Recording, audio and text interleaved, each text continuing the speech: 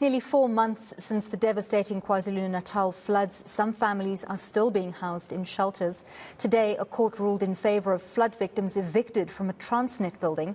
The Ad Hoc Joint Committee on Flood Disaster Relief and Recovery has been monitoring government interventions to assist victims. Committee Chairperson Jomo Nyamnbi joins me now to discuss this. Thank you very much, Mr. Nyamnbi, for your time this evening. So let's start with the provision of temporary accommodation or shelter for those who've lost their houses in those devastating floods 4 months ago. What's been done to date to ensure that these families and in many instances, women and children, the most vulnerable in society, have safe, secure shelter until more permanent solutions can be found? Greetings to you and the viewers at home. I can simply indicate that you are correct. It's 4 months since the floods experienced by KZN, part of Eastern Cape and Northwest.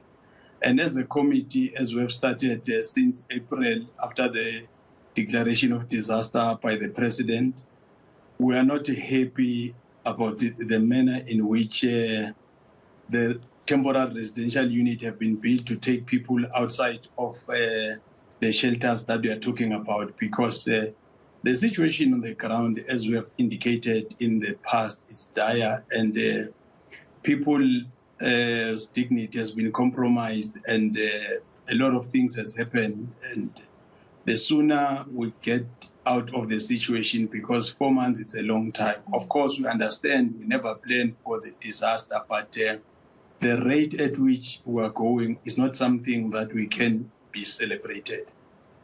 What are the major stumbling blocks? What's holding progress back at this stage, in your opinion? Since we started yesterday, we've had an opportunity to have all the relevant departments coming. Yesterday it was social department, transport, small business development, public enterprise. Today it was finance, monitoring and evaluation, COGTA.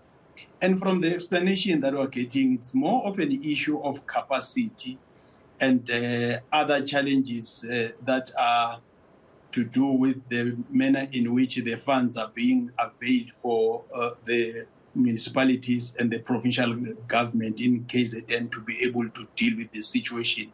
That is why we took a decision that over and above the engagement, because after having all the presentations today, we were in KZN in April, we agreed that we have to get back to KZN so that we can assess the progress. And from what was presented to us, we can see that there are some pockets of excellence and, of course, some serious challenges, because once you still have people after 4 months still stuck in those shelters, it's a clear indication that their dignity and the manner in which we expected to speed up the process so that they can have the residential temporary unit that can make them to restore their dignity and stay as before. And those shelters were supposed to be something that was going to be for 6 months. And after 6 months, they're supposed to get a permanent arrangement that will deal with the dire situation on the ground.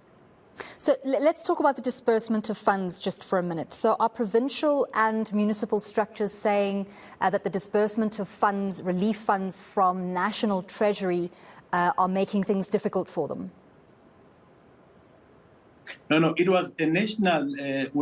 Today we had the Minister of Finance explaining the process, because 1 billion from the word go was available to deal with the issue of the disaster. And the local government and provincial department, they had to adhere to some regulations that are coming from Treasury to make sure that they access the funds. So from the word go, we realized that the coordination and the manner in which those funds are being availed, and after the explanation by the minister today, we get a sense that it's not only the issue of the capacity, but the manner in which those funds are availed, because if you use 80% of what has been allocated, then you are able to access other funds. So that is why when we get to the affected provinces and having the right leadership engaging them about the situation so that we can speed up the process and also have finance that will be permanently part of this committee so that they can on the spot respond to the challenges, because as I said that there are some progress, but it's not something that we can write home about and be celebrated once you still have people in numbers in those shelters, their dignity compromised, and they are vulnerable to gender-based violence. So for that reason, then Minister made it possible to have relevant officials working with us. And today, till the end of business, an hour ago, we had the relevant officials from finance answering those questions and working with all the relevant departments. So we will be getting back to KZN so that we want to be part of the solution, but our role is doing the oversight, because there were commitments that were made. There were expectations that we thought by now we won't be having people still stuck in shelters, because we were there, we saw the situation, and it's a dire situation. It's not something that you can have children, families, some have still, and you'll know that the people that were not found to date, almost 70, it's an issue that we felt that how do you assist the family to have closure in a way that will still not compromise their dignity? Because once we have lost family and we have not closed the chapter, because we are still expecting something to happen, but now it's almost 4 months.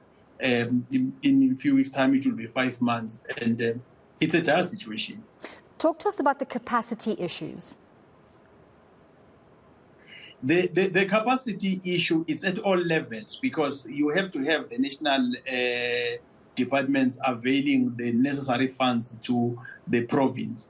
And once you don't get a sense that to date they have been able to release the necessary funds so that they address the situation, our understanding is that in terms of our constitution, there's all these spheres of government. We know that they are interrelated, they are interdependent, yet they are distinctive in nature. And South Africa is not a federal state.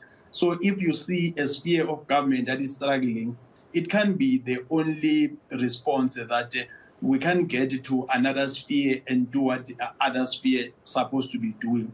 But we have the department that is in charge of coordination. So once we see that the coordination is not at the level where it can make us to be satisfied, it's then that we realize that before even the minister explained that there is a problem of capacity, but there was an acknowledgement that you can't just point the issue of capacity at the province or at the local level. You do have the issue of the capacity at national level, because once you see that there are these challenges, by now we're supposed to be having some lessons, and we're supposed to be doing things differently. We've got some good stories that we can tell about how we responded as a country when we're preparing to host 2010 World Cup, when we're supposed to make all those facilities ready by the time that was given to us by FIFA. And now we're dealing with the disaster, and we have people that are in a situation that is dire. The approach that we used out of those experiences of the past, we can use the same approach now so that we speed up the process and we have our people outside of the dire situation.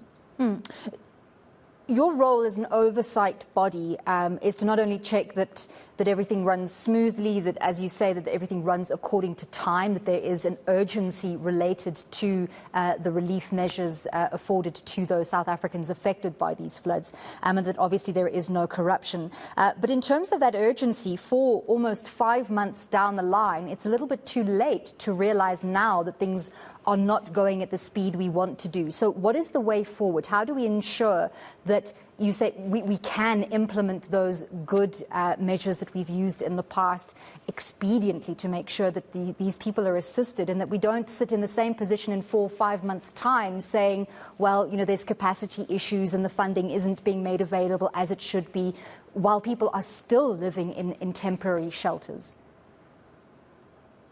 You'll remember that we are not this structure that is implementing, we're doing oversight. Was an Ad Hoc Joint Committee, Flood, Disaster Relief and Recovery.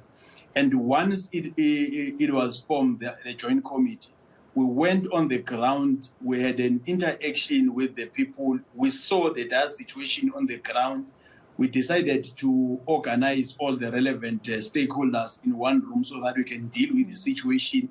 There are some pockets of some progress after we went on the ground and we intervened. And we thought by now, because we are continuing with our work till the end of November, we are supposed to be coming with a final report that we'll be presenting in Parliament. And once we realized that there are some challenges, including the issue of the 1 billion, we decided to invite Minister of Finance. He came to the committee, explained how that process is done. And every time when we are dealing with the issue of disaster, we don't do it outside the invitation of all the affected provinces, the relevant premiers of the affected provinces and the relevant departments. We always extend the invitation so that as and when there are some gaps in terms of responses coming from national, because as an oversight, we want to make it a point that we're not just talking about this thing, but we're also making sure that at the end of the day, we refer these issues. Yesterday, social development, we pick it up that there are people that are being evicted as we explain the outcome of the court case. And we said to the DG, we want to have it in black and white because he explained, and the minister yesterday, that there are some people on the ground dealing with the situation so that they are getting a better sense of the situation. Because you'll remember that it was with KZN, it's even a very, very dire situation.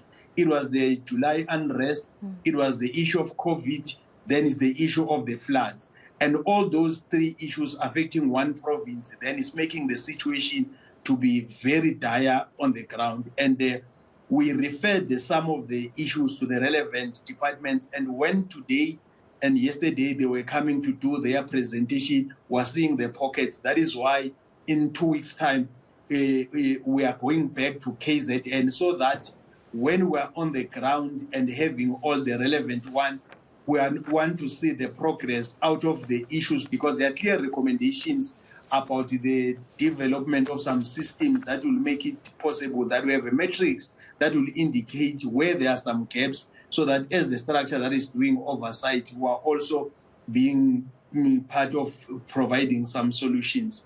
Because it's not a situation that we can celebrate when we see after 4 months you still have people in shelters. And as I indicated, that you can't have your dignity be in a situation like that. Well, thank you very much for speaking to us. We do appreciate your time. That was Chairperson Jomo Nyamnbi.